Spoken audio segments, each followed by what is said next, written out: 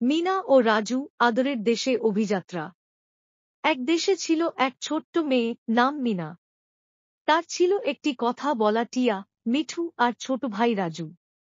মিনা তার বাবা মায়ের আদরের ধন, কিন্তু সে জানত পৃথিবীতে অনেক শিশুই সেই আদর পায় না।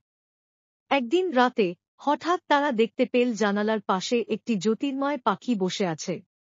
পাখিটি বলল, মিনা, তুমি যে ভালোবাসা পাও তা অনেকেই পায় না।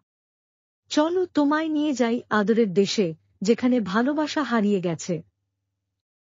মিনা রাজু ও মিঠুকে নিয়ে রওনা দিল এক জাদুকরি পথ ধরে।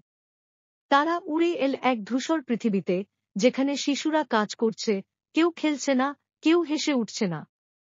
রাজু বিস্ময়ে জিজ্ঞেস করল, এটা কোন দেশ? পাখিটি বলল, এখানে শিশুদের ভালোবাসা হারিয়ে গেছে।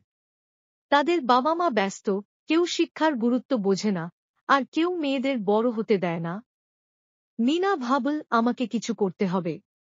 সে মিঠুর সাহায্যে তৈরি করল আদরের ফুল, এক জাদুকরি ফুল, যার গন্ধে মানুষের মন নরম হয়ে যায়। মিনা সেই ফুল বিলিয়ে দিল।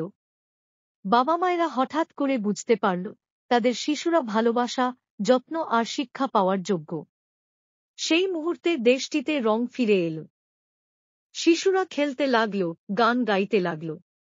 মিনার চোখে জল চলে এল, কারণ এখন এই দেশেও শিশুরা বাবা মায়ের শত আদরের হতে পারবে।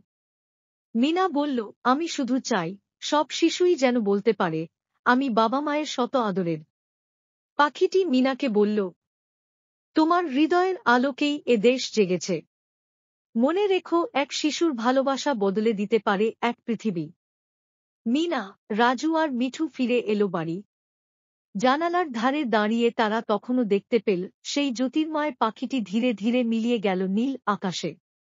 যেন চুপি চুপি বলে গেল, ভালোবাসা হল পৃথিবীর সবচেয়ে বড় জাদু।